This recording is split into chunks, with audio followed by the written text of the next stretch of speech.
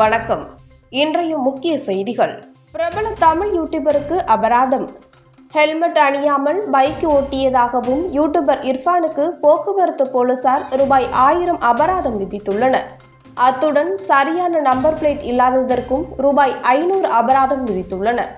அண்மையில் யூடியூப் பேட்டிக்காக நடிகர் பிரசாந்த் ஹெல்மெட் அணியாமல் பைக் ஓட்டியதாக அபராதம் விதிக்கப்பட்டது. அப்போது நெட்டிசன்கள் இர்ஃபான் வீடியோவை பகிர்ந்து அவருக்கு மட்டும் இச்சட்டம் பொருந்தாதா என கேள்வி எழுப்பியுள்ளனர். ஸ்டாலின் அமெரிக்கா பயணம் ரகசியம், ஆண்டவரே அறிவார். ஸ்டாலின் அமெரிக்காவுக்கு செல்லும் ரகசியத்தை ஆண்டவரே அறிவார் என ஜெயக்குமார் விமர்சித்துள்ளார். தீரன் சின்னமலை நினைவு தினத்தையொட்டி சென்னையில் உள்ள சிலைக்கு இன்று மரியாதை செலுத்திய பின் செய்தியாளர்களிடம் பேசிய அவர், தொழிற்சாலைகளை ஈர்க்க வெளிநாடு செல்வது வழக்கமான ஒன்றுதான். ஆனால் ஸ்டாலின் பயணத்தின் உண்மையான நோக்கமும் மறைமுக ரகசியமும் ஆண்டவனுக்கே வெளிச்சம் என்றார். வயநாடு நிலச்சரிவில் சிக்கிய 24 தமிழர்கள் உயிரிழப்பு. வயநாடு நிலச்சரிவில் சிக்கி 24 தமிழர்கள் உயிரிழந்துள்ளதாக சற்று முன் அதிர்ச்சி தகவல் வெளியாகியுள்ளது. வயநாட்டிற்கு பணி நிமித்தமாக சென்ற 3 உட்பட 24 பேர் இந்த இயற்கை சீற்றத்திற்கு பலியாகியுள்ளனர். மேலும் 25 தமிழர்களை காணவில்லை. அவர்களை தேடும் பணி தற்போது தீவிரமாக நடைபெற்று வருகிறது. வயநாடு நிலச்சரிவில் சிக்கிய 206 பேரை காணவில்லை. கேரள முதல்வர் அறிவிப்பு. வயநாட்டில் மீட்பு பணிகள் இறுதிக்கட்டத்தை எட்டியுள்ளதாக அம்மாநில முதல்வர் பினராயி விஜயன் தெரிவித்துள்ளார். 206 பேரை இன்னும் காணவில்லை என கூறிய அவர், சாலியம் ஆற்றில் இருந்து கண்டெடுக்கப்பட்ட உடல்களை அடையாளம் காண்பதில் சிக்கல் நிலவுவதாகவும் குறிப்பிட்டுள்ளார். மேலும் இதுவரை 148 பேரின் உடல்கள் உறவினர்களிடம் ஒப்படைக்கப்பட்டுள்ளதாகவும் 81 பேர்கள் சிகிச்சையில் இருப்பதாகவும் தெரிவித்துள்ளனர். வயநாட்டு மக்களுக்கு ரூபாய் 3 கோடி நிவாரணம் வழங்கிய நடிகர் மோகன்லால். வயநாட்டில் நிலச்சரிவு நிவாரண பணிகளுக்காக மோகன்லால் ரூபாய் 3 கோடி நிதி வழங்கினார். இராணுவத்தின் கௌரவ லெப்டினன்ட் கர்னலான அவர் நிலச்சரிவு நேரிட்ட சூரல்மலை, மேப்பாடி பகுதிகளில் இராணுவ உடையில் நேரில் சென்று ஆய்வு மேற்கொண்டார்.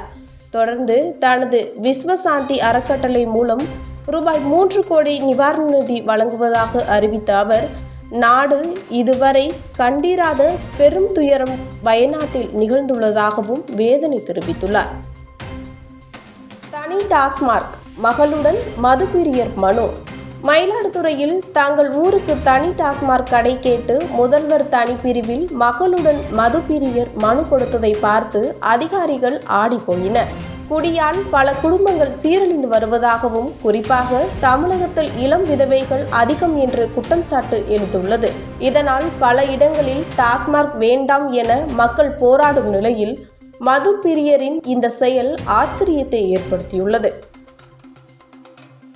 வெயிலின் தாக்கத்தால் இதுவரை 374 பேர் பலி, மத்திய அரசு அறிவிப்பு. நாடு முழுவதும் கடந்த 5 மாதங்களில் வெயிலுக்கு 374 பேர் பலியாகியுள்ளதாக மத்திய அரசு தெரிவித்துள்ளது. மக்களவையில் இதனை தெரிவித்த சுகாதாரத்துறை இணையமைச்சர் அனுப்பிரியா படேல், சுமார் 67,000 பேர் வெப்பவாதத்தில் பாதிக்கப்பட்டிருக்கலாம் என்று குறிப்பிட்டார். அதிகபட்சமாக உத்தரப்பிரதேசத்தில் 52 பேர் இறந்திருப்பதாக அவர் கூறினார். 2 பேருக்கு துணை முதல்வர் பதவி. முதல்வர் ஸ்டாலின் அமெரிக்கா செல்லும் முன்பு உதயநிதிக்கு துணை முதல்வர் பதவி வழங்கப்படும் என தகவல் வெளியாகியுள்ளது.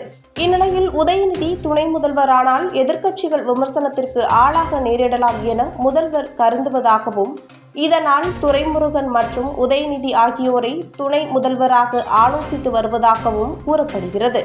ஆனால் இது குறித்து அதிகாரப்பூர்வ தகவல் எதுவும் இன்னும் வெளிவரவில்லை. 15 மாவட்டங்களில் மழைக்கு வாய்ப்பு.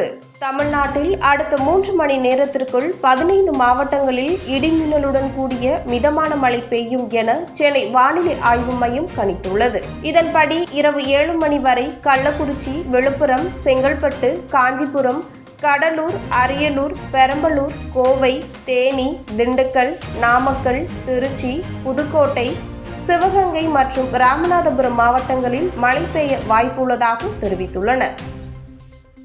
வயநாட்டில் பெண் செய்த நெகிழ்ச்சி சம்பவம். இடுக்கியை சேர்ந்த பாவனா சாஜித் என்பவர் வயநாட்டு நிலச்சரிவில் தாயை இழந்த குழந்தைகளுக்கு தாய்ப்பாலூட்ட தயார் என சமூக வலைதளங்களில் பதிவிட்டார். இதனையடுத்து வயநாட்டில் இருந்து அவரை தொடர்பு கொண்டவர்கள் உதவி கோரியுள்ளனர். 350 கிலோமீட்டர் பயணித்து நிவாரண முகாமை அடைந்த பின் அவரை தொடர்பு கொண்டவர்கள் அழைப்பிற்கு பதிலளிக்கவில்லை. இருப்பினும் பிறருக்கு உதவ இங்கேயே இருக்கிறேன் என அவர் கூறியுள்ளார். மாநகராட்சி சார்பில் ஆக்கிரமிப்புகள் அகற்றம். சென்னை மாநகராட்சி சார்பில் சாலையோரங்களில் போக்குவரத்திற்கு இடையூறாக உள்ள ஆக்கிரமிப்புகள் தொடர்ச்சியாக அகற்றப்பட்டு வருகின்றன. இந்நிலையில் இன்று அசோக் நகர் சிவஞானம் தெருவில் சாலை ஓரங்களில் உள்ள ஆக்கிரமிப்புகள் முறையான அனுமதியின்றி போடப்பட்டுள்ள கடைகள் உள்ளிட்டவை சென்னை மாநகராட்சி அதிகாரிகளால் அகற்றப்பட்டுள்ளன.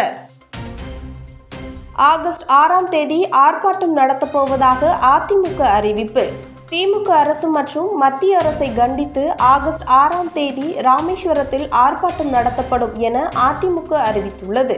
இது தொடர்பாக அறிவிப்பில் தமிழக மீனவர்களின் நலனை முன்வைத்தும் மீனவர்களை பாதுகாக்க தவறிய மத்திய மாநில அரசுகளை கண்டித்தும் ஆர்ப்பாட்டம் நடைபெறும் என கூறப்பட்டுள்ளது. 2 நாட்களுக்கு முன்பு இலங்கை கடற்படை படகு மோதியதில் ராமேஸ்வரம் மீனவர் ஒருவர் உயிரிழந்தது குறிப்பிடத்தக்கது.